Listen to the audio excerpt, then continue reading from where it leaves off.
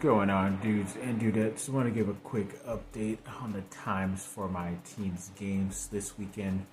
I believe the Duke men's side play against Houston on Friday around 6 o'clock here Pacific time, so that'll be a pretty good game. I know they haven't beaten a team with a higher ranking than them since like 94 or something like that, so it's going to be tough. I know they did scrimmage one time against Houston. I forget if it was this offseason or the offseason prior to this season, and I heard it came out pretty good for Duke overall, and they were considered a way better team than last year, Houston, that is. So I don't know when that exactly was or if that's going to end up helping out Duke in the long run in this game, but yeah, we'll see how this turns out for them. And then the USC women's side get Baylor up there in Portland, and I believe that game is on Saturday as well. Don't really know the time, but pretty sure it'll be sandwiched in between like UConn and Iowa as well, because that's how it was the first week. And then the Duke women's team will be playing against that same UConn team, so I think they'll be up in the same area, like up there in that Portland area. I could be wrong, because that's like Albany and Portland, I believe, when it comes to the women's side, like the main sites until wherever it is for the Final Four. So we'll see how this goes. I know the toughest route, I believe the Duke teams have it. I know USC should be able to beat Baylor, but yeah, both the Duke men's and women's will be pushing for them hard because they do have some tough matchups.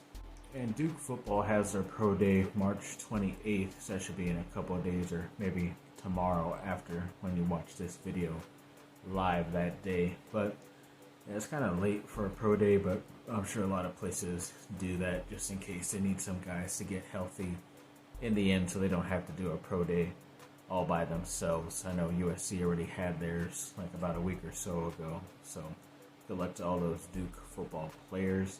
And then there was a commitment on the Duke football side. They did get a kicker in, Graham Gottlieb. So don't know if he was a transfer or commitment from the high school ranks, but either way, it looks like they got a pretty good guy. So congrats to the Duke football team. And then yes, obviously, pretty much after like the first day, most brackets were done because of Kentucky losing. For some reason, I think the running back for the Atlanta Falcons, Bijan Robinson, had the perfect bracket still leading into that second day. He even had that upset with Kentucky, which is pretty crazy. But I think like halfway through that second day of games, his bracket was busted. So I'm pretty sure there is never going to be a perfect bracket. I think at one time, the Dan Patrick show, one of the wives on that show picked correctly the Final Four, which is pretty crazy, which is kind of cool with my bracket because, yeah, I was already busted like pretty much the first game, I believe, but when it comes to like the Final 8 or Elite 8, as they call it, if the teams continue to still win out, I think I still have all those teams still available and they're not crossed out yet, so we'll see if it ends up being true or not, my Elite 8.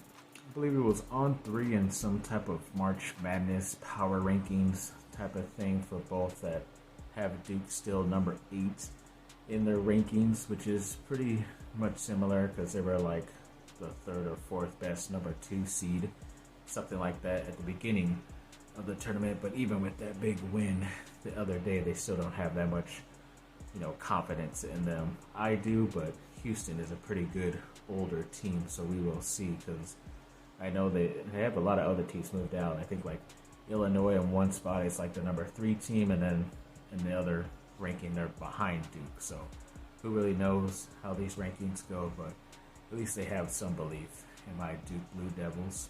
And then Chargers did meet up with one of my favorite cornerback prospects out of Michigan. His name is Mike Sanderstill.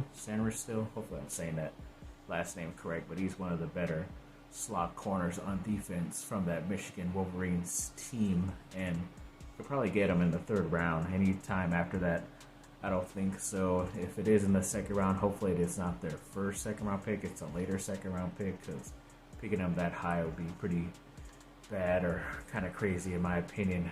But it is Jim Harbaugh. He is going to get guys he likes, and why would he not choose guys that he just recently coached as well? So we will see. According to multiple reports, both the GM and the head coach of the Bears, Ryan Poles and Matt Eberflus, I believe that's who it is, they both have recently said that they love exactly what Caleb Williams brings to a franchise quarterback that they're hoping to maybe draft. I guess they can't really say as of right this second, but I didn't even know. I thought that like dinner, whatever they had with him after his pro day was after the pro day that night, but apparently it happened the night before, so everything was looking really good, and he was like shaking hands and doing some cool stuff with them towards the end of his pro day as well. So it looks like he's pretty much locked in to that number 1 overall pick. So congrats to him. Congrats to Chicago Bears fans out there. I know a couple of you are on my dad's family side, so congrats to all of you. Yes, when it comes to the Vikings, apparently they're looking to get up to the number 4 or number 5 pick. I know it's kind of just depends, because I think the Chargers would be willing to trade back to any of those picks. Hopefully they get both of those mid to late first round picks this year from the Vikings, and I think they would just be happy with that. But you know, then the Cardinals are kind of just saying that they're going to punt on not taking the best prospect in the NFL draft in Marvin Harrison Jr., the wide receiver, which they definitely need a wide receiver. I'm pretty sure they don't need a quarterback unless they somehow want to move on from Kyler Murray, which there hasn't been that much smoke about him wanting to leave or get traded, so they should probably stay, but I don't know. It could happen to where Minnesota trades with Arizona right before the Chargers, and they select their quarterback of the future, and the Chargers get the number 1 overall player, number 1 overall prospect in Marvin Harrison Jr., and they didn't have to trade up or do anything crazy, give up anything like that. They just get the number 1 receiver, which is definitely a piece that they would need for their near future. But it could go so many ways for the Chargers. Just gonna have to wait and see. And the Anaheim Ducks lose once again, 0-4 to the new Seattle Kraken, or semi-new expansion team.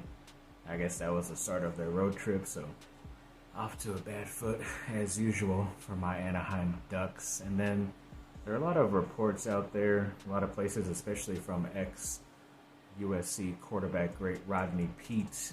He recently said on the radio that he believes Coach Andy Enfield of the men's basketball team is already out and looking to try to get the job at SMU, which is pretty crazy because I know USC would be crazy to fire him because that's a lot of money.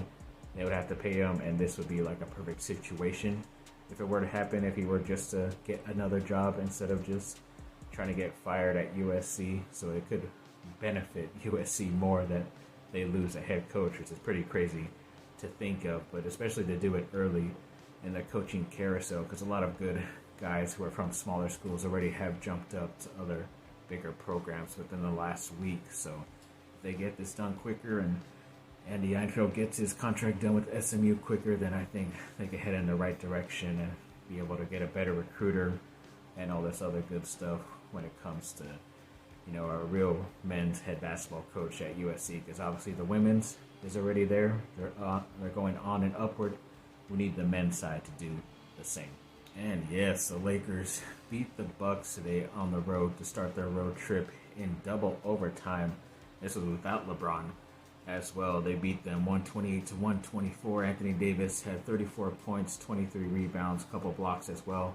And then Austin Reeves had 29 points, 14 rebounds, and 10 assists. So obviously a triple-double. And I believe Anthony Davis played around 52 minutes in that game, which is the most by any Laker since Kobe Bryant, since like 2012, 2013, something like that. I believe that's what the stats said, but it's pretty surprising that he's the player to break or at least tie that record of minutes played, because he's always been talked about being unhealthy and always getting hurt and stuff, and he's the one that played the most in this game, which is pretty crazy. I did just watch the highlights before making this video, and it was pretty awesome to see.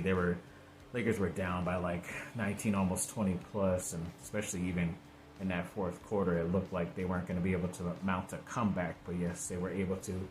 So many chances to win it, and even down to regulation and in the first overtime. But yes, luckily they were able to get this victory to start off the road trip on a good note, even without LeBron, like I said. I think they even play today as you're watching this. What is it, Wednesday? Already forget the days. And yes, they're playing Memphis. So hopefully LeBron just sat out last night against Milwaukee just so he could play against a little bit of a worse team in Memphis to be able to get these now 2-0 victories on the road. So hoping for that for my LA Lakers. Thanks for watching, people. Like and subscribe. Comment down below. Let me know what y'all think. Have a great rest of your day. Yes, this Tuesday did celebrate my younger sister's birthday. I won't say the number. Women don't like it when you say the number, but yes, congrats to her. We'll probably throw up a little quick video where we went to Shogun, which is pretty much like a Benihana's type of style, which is pretty cool. Like a skillet, they perform in front of you, cook your food. It was pretty cool. I got a quick short video to end this one. So yes, take care. Bye now.